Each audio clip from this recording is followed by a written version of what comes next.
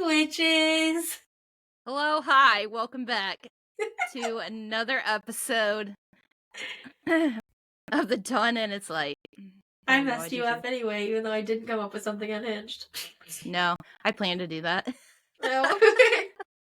Was like, are you gonna say hello, hi? And I was like, yeah. And he goes, well, what about saying hi, hello? And I was like, huh? And he goes, exactly.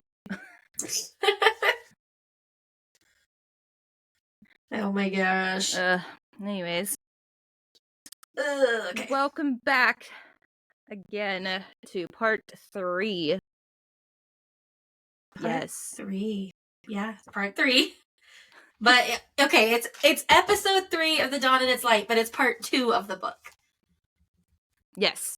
Yes. So, part 2 of the book is called Into the Impossible, because we are about to cross the straits.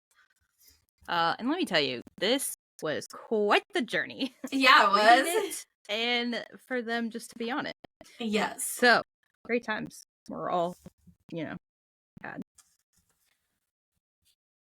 Yeah, so basically, Yaslin, Gadriel, and Amaris are traveling to meet Nox, Ash, and Tanith at the docks where the ship is. And they're communicating back and forth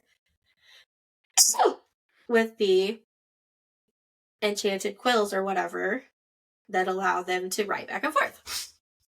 And then this dumb bitch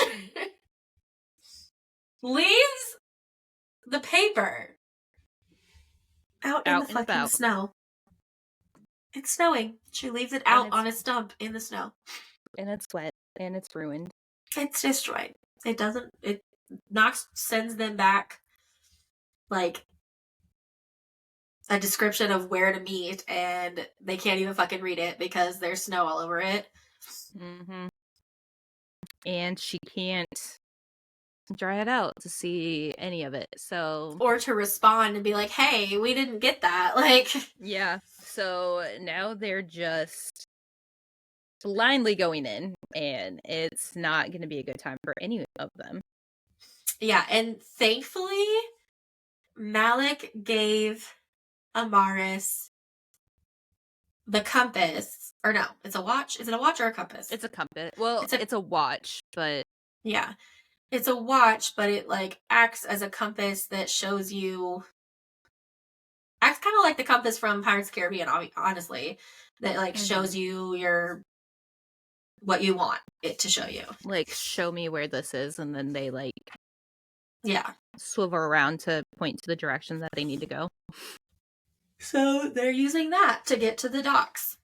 But we don't know if they have missed any crucial information about how to get there. Yeah, or what to look for. And no one's happy about it. Everyone is pissed off. Everyone is... Especially Yaslin. Yaslin is being an absolute asshole about it all. Yeah, because, I mean, and honestly, I understand. Because it doesn't matter that you are a sergeant in the military. It doesn't matter how much, like, military training you've had. You are going to be miserable when you don't have the power of heat to warm your way, essentially. And then it's going to be absolutely terrible for any of them because it's snowing, it's windy, with the winds added to them flying, and it just decreases the temperature, so everyone is just miserable, and she's taking it out on everybody else, which, understandable. I get it. I'd be miserable too, honestly, if I can't feel my toes.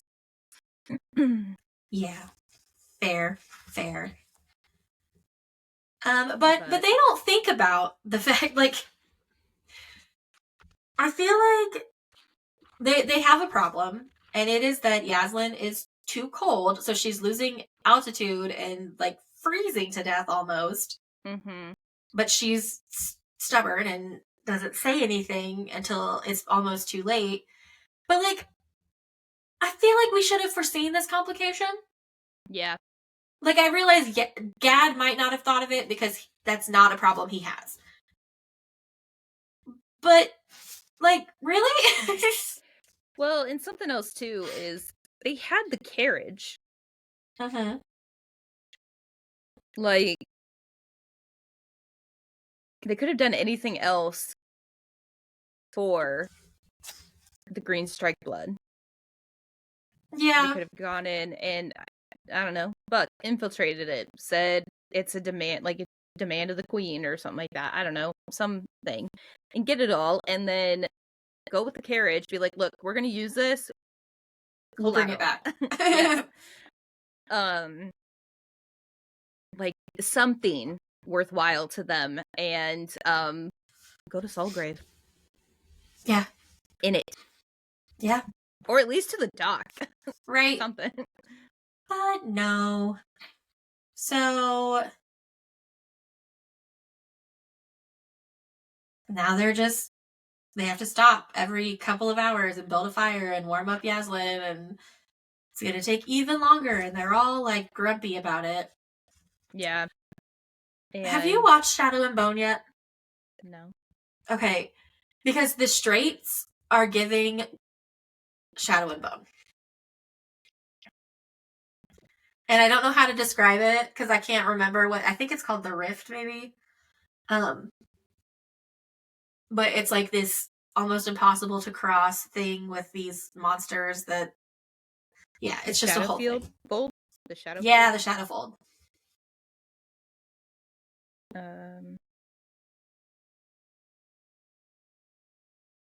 Images.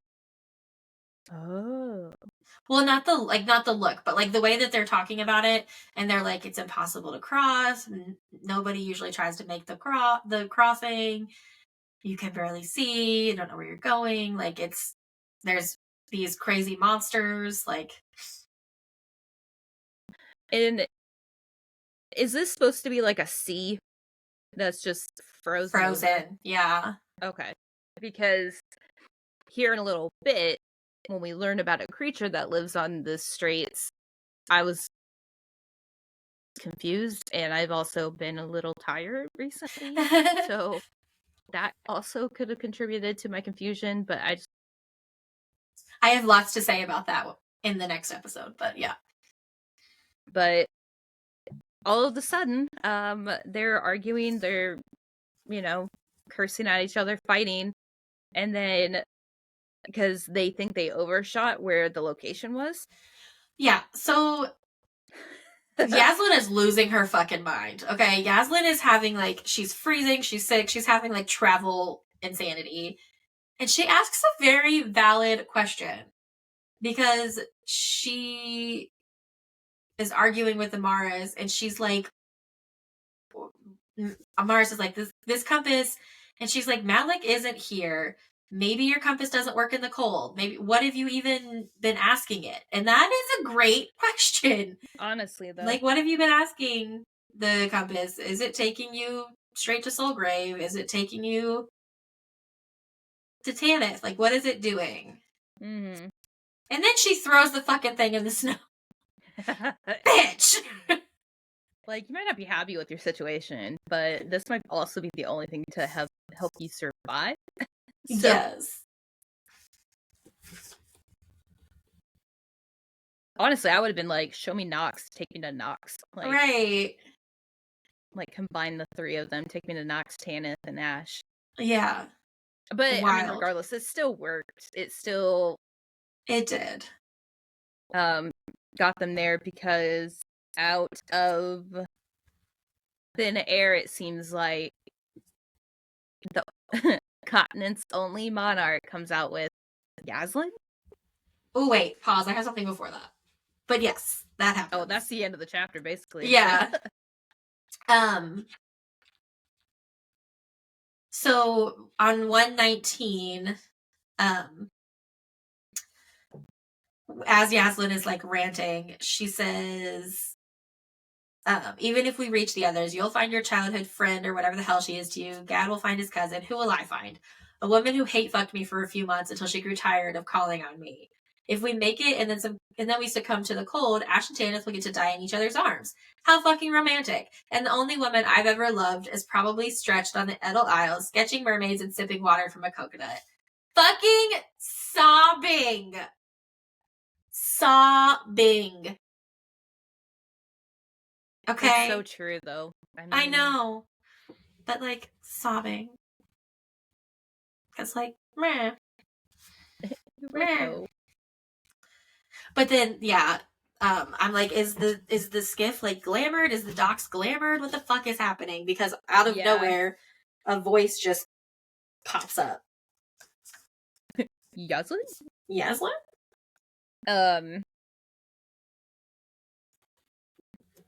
So here we are. They found the dock, they find the ship, they find the skiff. Sorry, not a ship, the skiff. Yeah. I think they refer to it as a ship later, though. Yeah. Because it's in the shape of, like, a weirdly shaped triangle ship kind of thing. Yeah. But, yeah, so basically they find it. They, are, you know... God, my arm hurts. So... they find Nox swollen in her face and, like, puffy, and you can just tell she's been crying nonstop. Yep. Because she thought that they were dead.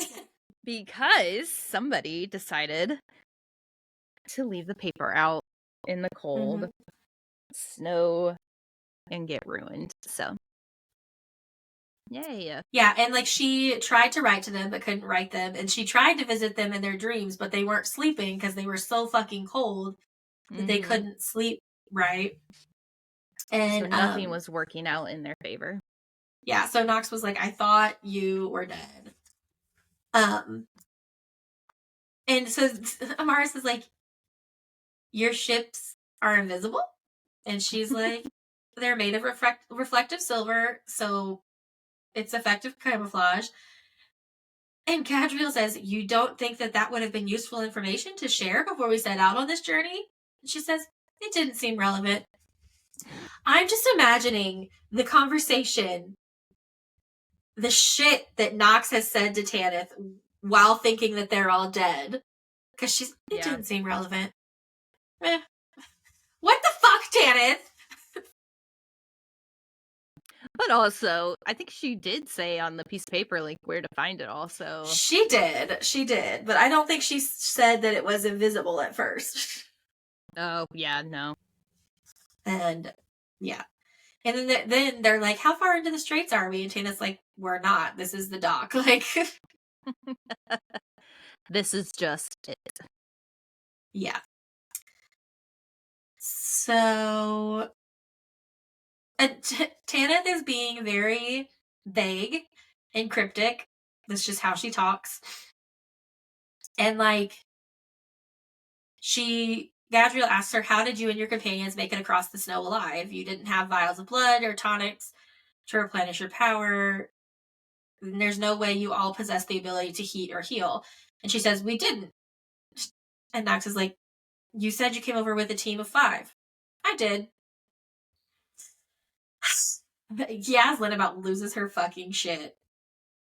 And then Ash, the Tanith Whisperer, comes over and says, Tanith, can you use as much detail as possible to describe how you crossed the straits, who you crossed with, and how you got from the skiff to the mainland? Paint me a picture so it feels like I'm there. Like, fucking... Yes. And we're all like, oh, okay. Yeah. She'll do anything for him. Yeah, and then she does. She explains it to them, and they didn't all make it. Only 3 of them made it. And so that explains the 3 incidences that they had. Yep, so 2 of those 3 are now dead, and they saved Tanith. And then the other 2 perished. Yeah. Before they even made it. Yes.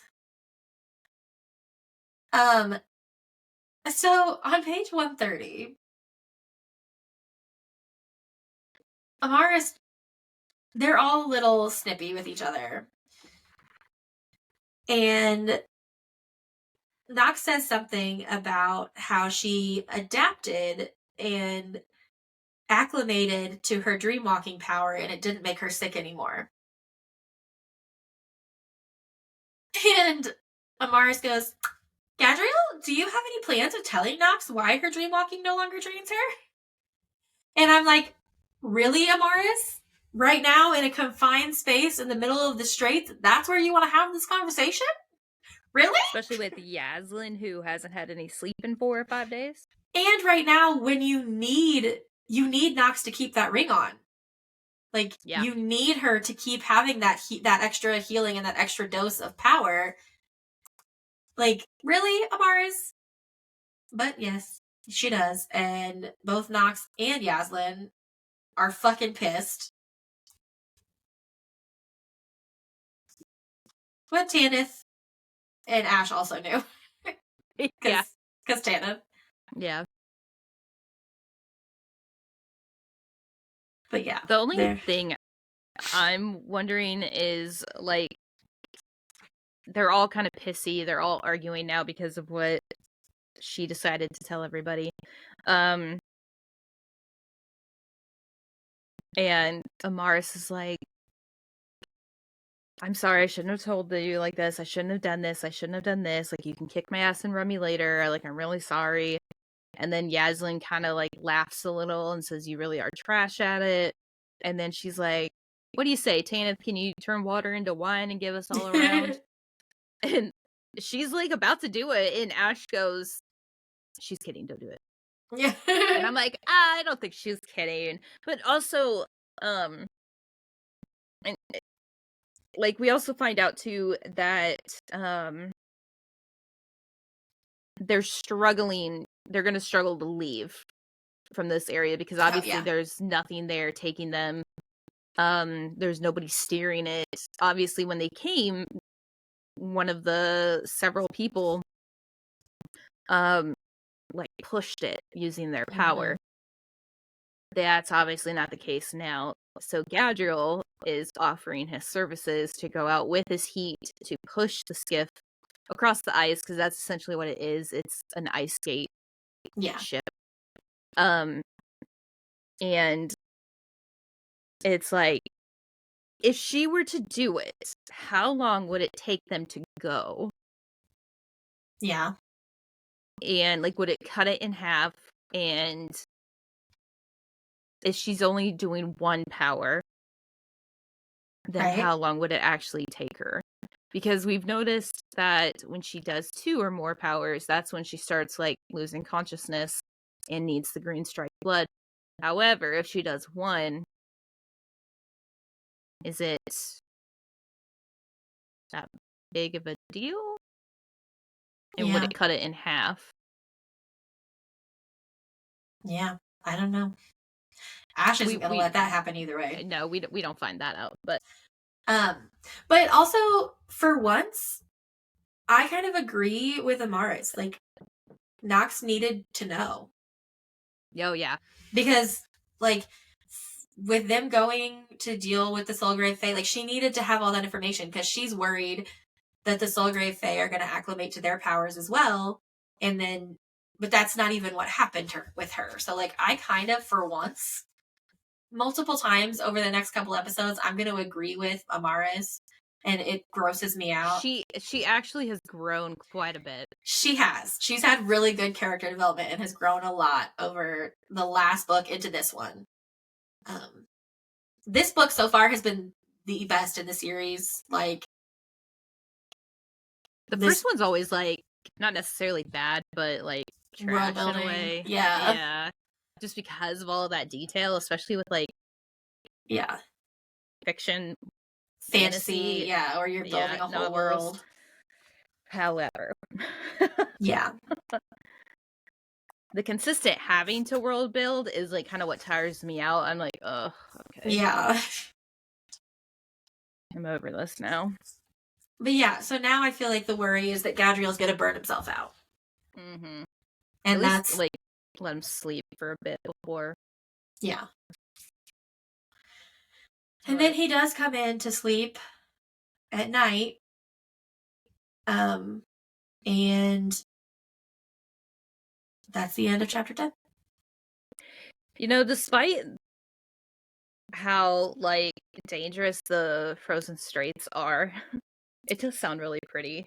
It does sound really pretty, especially here in a few chapters. There's like a part that sounds really neat. Yeah. But it's also, death-defying. Yeah. Kudos to Gadriel's parents for making the trek. Right. At least it's been 200 years. Like, it could have been less dangerous Then, 200 years ago. But yeah. So then chapter 11. We're in a dream. A dream that's starting to kick up, Natch. Yeah. It's Nox and Amaris, and they're like at a beach. Yeah. Because it's warm and away from the cold. Yeah. And she's like, this isn't real. And like, bitch, obviously it's not real. Nox is willingly getting in the water. Like, she doesn't do water. And although I don't know if she doesn't know that yet. Oh, she might not, I guess. Because they, like... No, I think she says something about it in this chapter. Now. Yeah, now. But, like, prior to that, she's, like,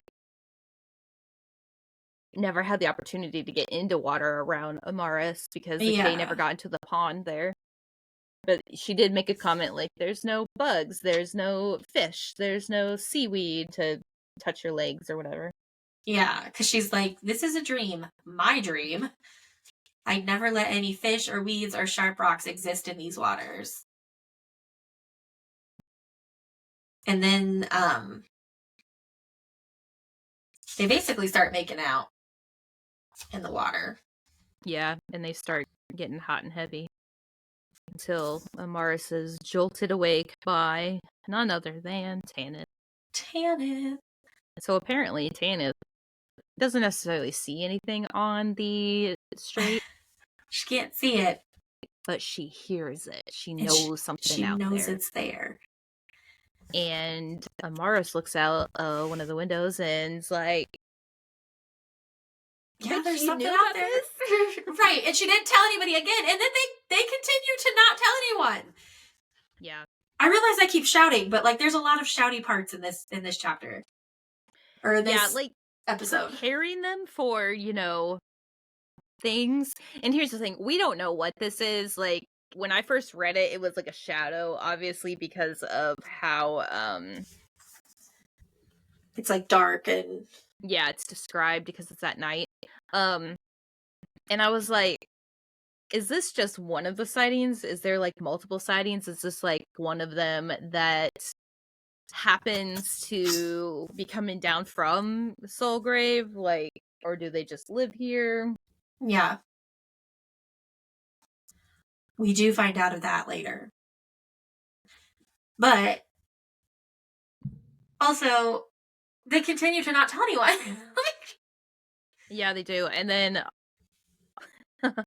like they just go back to bed. Even if they can't see it, they should still know that the threat exists. Yeah. Like, be careful, there are threats out here. There could be monsters. There could be this. Like, everyone assumes that they're coming from Soulgrave. So perhaps there's a reason why the ship is, a mirror. Right. So that you can be invisible. I'm saying. And, like, it can't just be the cold. That can't be the only reason that people can't cross. Because then people who have gifts like Gadriel's or people who have spelled objects, like... they would make it. Yeah. So it can't just be that. Mm-hmm. We had to know there was something else. But that's basically chapter 11. Tana's like, I'm sorry. Because Amaris is like, what do you want me to do about it? Like, and she's like, I'm sorry. Someone else needed to know. And then they go back to bed. Like, night. And Amaris is like, you know what? No, in her head, she's like, no, I do get it. Because, like, being the only one to know and being the only one fearing it is, like, I think she says something about being alone with your nightmare. Yeah, and how she's been alone with her nightmare multiple times. She understands, yeah. Yeah. So yeah, and then chapter 12. So during this part, they actually get to see the Aurora Borealis. They do. Listen, I want a fucking Tanith novella. I feel like we're gonna learn more of Tanith's story in this book. I was gonna say, I feel like she is quite the character in this book, and they're going to Solgrave anyways, so we probably won't need the novella because it's probably right. It's going to be right there in front of us. Hopefully, but if not, I'm going to be writing to Piper CJ and being like, I need a prequel of Tanith.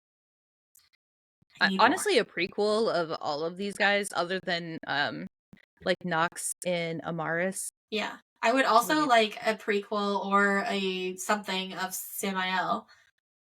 Yeah, like he was such a big character at the moment in the first book, and we never heard of him since. Yeah, he's just been gone. Yeah. But yeah, so they get to see the Aurora Borealis, and they are hooping and hollering, and let me tell you, it is nighttime. Oh my god, I can't. I fucking can't. Okay. This would have been a perfect opportunity for one of the girls to be like, hey, by the way, maybe we shouldn't be out here. Like, first of all, it's cold. Second of all, this is pretty. However, we are out here with possible monsters. For the love of God. Yeah. Please. Hold on. What was I talking about?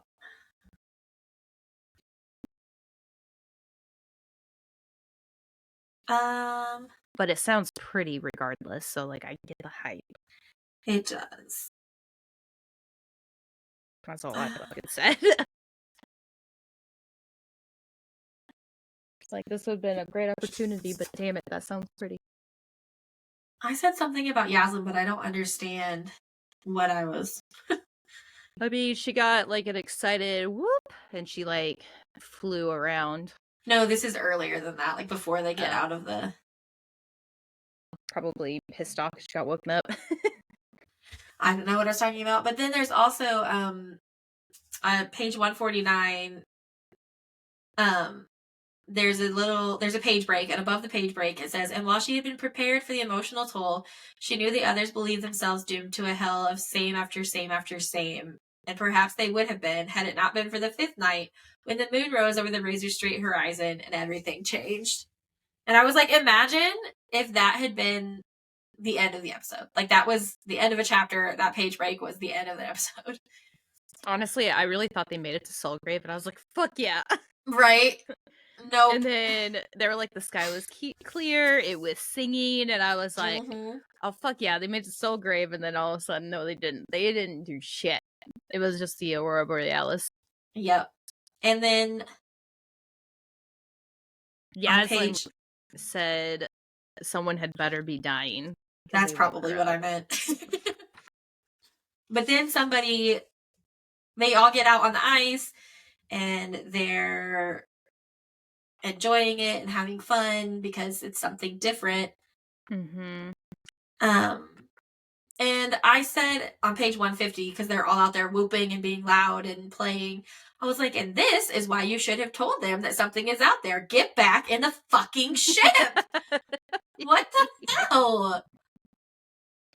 Like, I didn't see it as important because everybody was in the ship at night, but now I think we need to make this a thing. Yeah. Yeah. And then... But yeah. So they're still like playing and partying. Well, so on page 153, before everything falls to pieces, Amaris is she gave her and Amaris and Gadriel kiss in front of everyone, and Amaris is like feeling weird about it. And she's like, why do I feel weird about this? Like, it doesn't matter. The entire castle knows that we've been sharing a bed. Like, I've talked about it with Nox. Like, all of this. Why does it feel so weird? She says, perhaps she'd read too many of Tanith's romance novels. And then the sentence, I highlighted the sentence because I freaking loved it. and it says, or maybe she created rules where none existed. And I don't necessarily love that quote for the relationship thing, but kind of. But also just like, what are rules but societal expectations? Like, what we create, I feel like we do that all the time. We create rules for ourselves where no rules actually exist.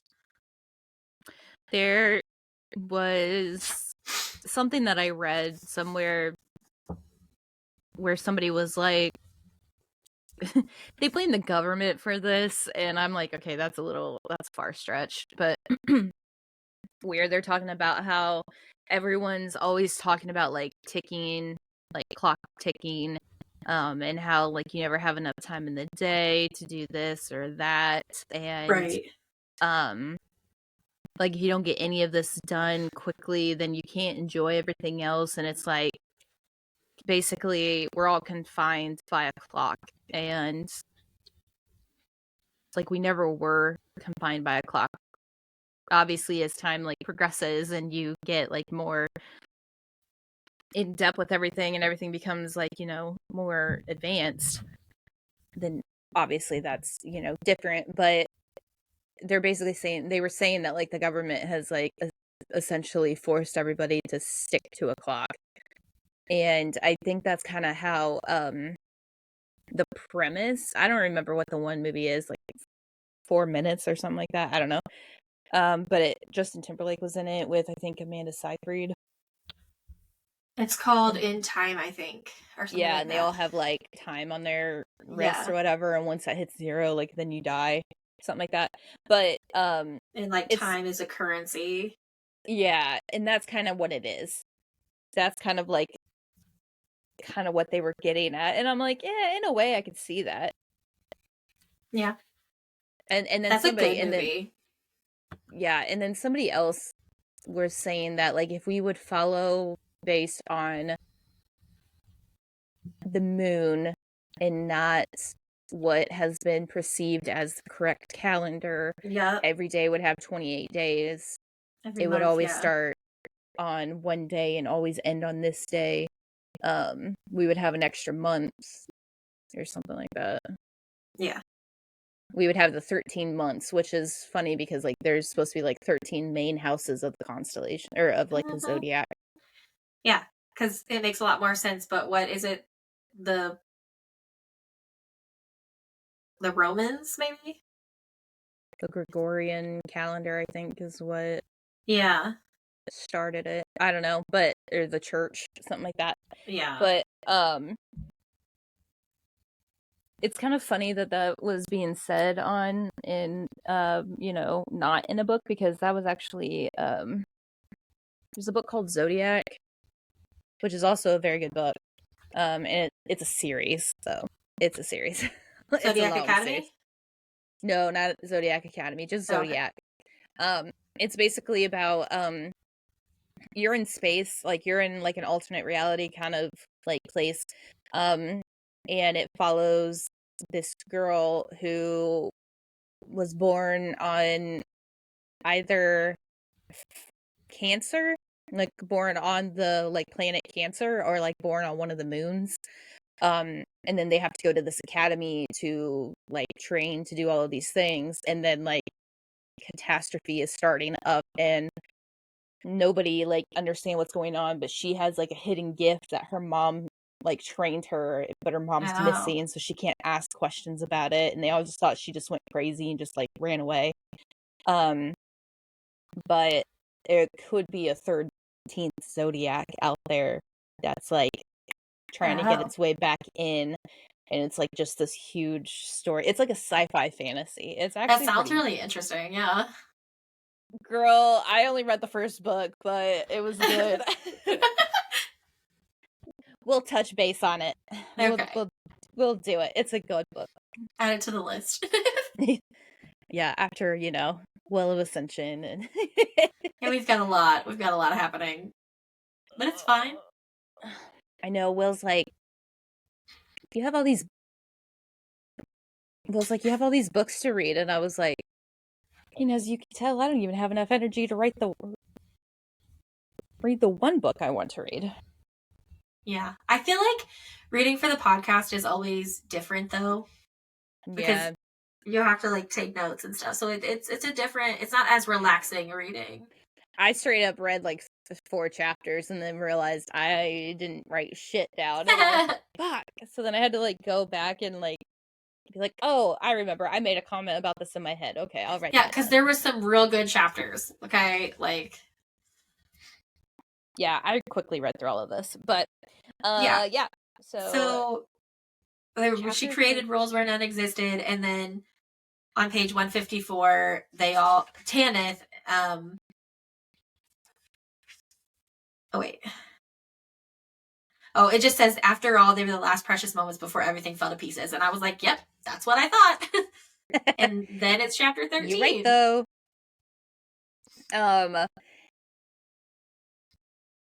Here's the sad thing.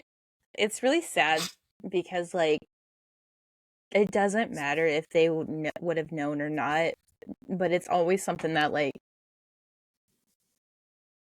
tragedy always strikes after, like, a celebration of some sort. It does, but also, like, I feel like if they had all known, someone would have been like, maybe we should shut the fuck back up and get back on the ship. Or at least stay quiet while we're looking at the not lights. Like screaming and yelling. Yeah. Like they were. So this monster thing is like rubbing up against the ship, and they obviously can't see it. It's completely invisible except for Amaris. Amaris can see it, but not. Obviously, it's at night, so it's like a dark shadow. But like they're all kind of talking about it, and she like makes a statement that it's the Arabu. Right? Aboreau, I think. Aboreau. Thank you. I just didn't have the word in front of me. Aboreau. And they were talking about she was like reciting what she learned in her book back at Umri, and she was like, well, the author states all these things, and then but like it's the comment that happened afterward.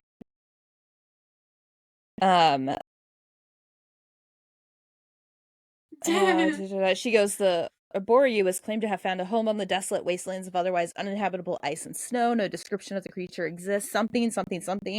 And then I remember the second part because the author made a joke. She said either the monster is indescribable because it is too deadly to permit survivors, or for the more likely fact that it, like the boogeyman, is a fiction crafted by those who demand explanation for the tragic but natural deaths of their companion. And then immediately Yaz goes, who was this author? And someone's like, is that even important? Yes. What if we find Ira? What if it was Ira, the author of that book? And what if Ira is in Soulgrave? Right? What if we get to see her? Oh my gosh, that would be amazing. But I have comments about that in the next chapter. I was going to say, in a later chapter, I kind of take that back, though. Yeah. I don't think that's going to happen at all. I don't either. But yeah, so on page 160, they're like, Yasmin's like, you two knew? No. And she's like,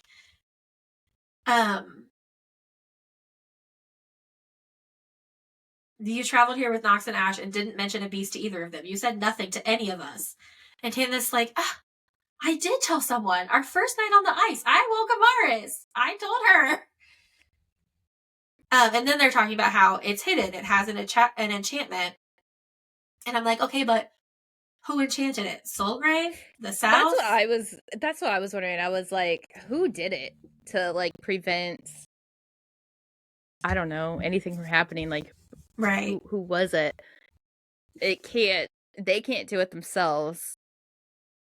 So I was like, what? Who did it? I think it was the church. Yeah, I have a couple of ideas in my head of who it could be, but I do too. But I'm going to talk about those more later when we get to another part. My theories are like kind of intertwined with a couple of things, so yeah. But now they're like just kind of waiting for it to go away. Yeah, they have to be really, really quiet because it's like rubbing up against the ship.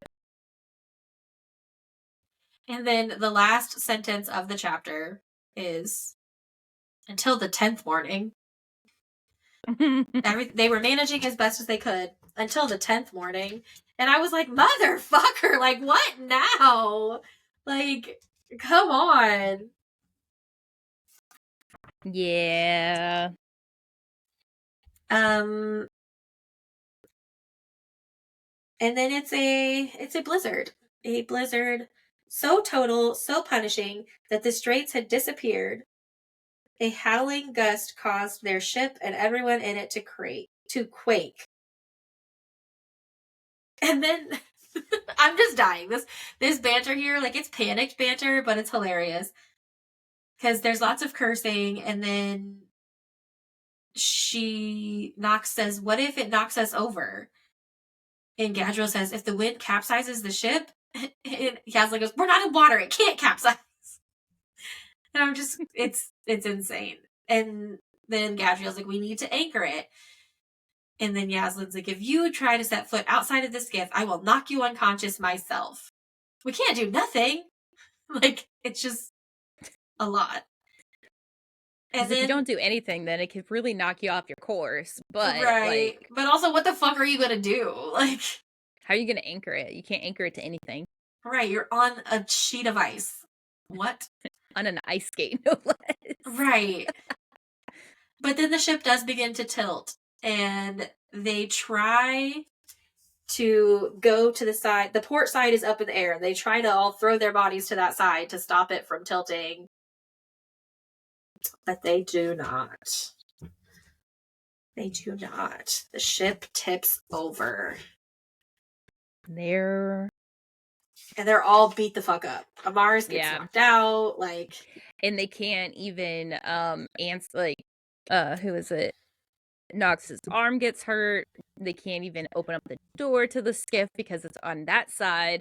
But Yaslin has like a great idea. She like uses her ice powers to pop it up. Mm-hmm. And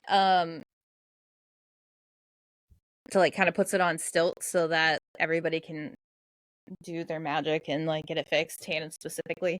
And then Nox, obviously, poor Nox can't really do much of anything, so she just like kind of walks and meanders around to look at everything, and all of a sudden she sees some snow, and she sees a giant footprint. Yeah, but they also, like, before she finds that, they're having like great teamwork, because Tannen's like, I can't use one ability to lift the ship and then call in a second ability to repair the metal. Like, I can't do two not naturally occurring gifts at the same time. And Yaslin's like, no, but I can lift up the ship with the ice and then you can fix the ship. And like, they're teamworking. And I'm like, aw. Besties. But then, yeah, she finds the footprint and she's like, Amaris, can you come look at this? I think it might be important. And that is the end of the chapter, and that's the last chapter we're doing for this episode. I wonder what it could be. I was like, I don't want to stop there. Yeah, I guess we don't technically know that it's a paw print yet.